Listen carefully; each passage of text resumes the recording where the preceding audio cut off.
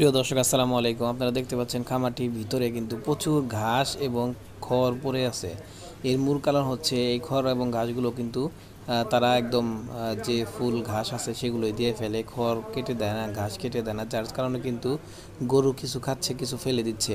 এতে করে কিন্তু বিরাট একটি অপচয় হচ্ছে। আমরা যেটা যাদের ঘাস নাই তারা আসলে বুঝি ঘাসের কি মর্ম, এবং যাদের মানে খড় নাই তারাও বুঝি যে আসলে খড় ঘাস কতটা গুরুত্বপূর্ণ। আসলে ভাইটির কিন্তু পর্যাপ্ত পরিমাণে সকল কিছু আছে, তাই কিন্তু তিনি সবসময়ই একদম ক্ষেত থেকে তুলে এনে সরাসরি খাবার দেয়।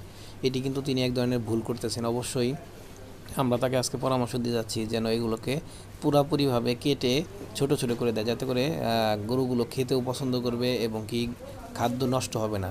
আর দেখেন, খাদ্য তো নষ্ট হচ্ছেই, এবং কি পরিবেশটাও কিন্তু খুবই নষ্ট হয়ে যাচ্ছে, কারণ এখানে সারাক্ষণ খাবারগুলো পড়ে আছে এবং এগুলো কিন্তু মাঝে মাঝে উপরে তুলে দিচ্ছে, এর কারণে কিন্তু গরু অসুস্থ।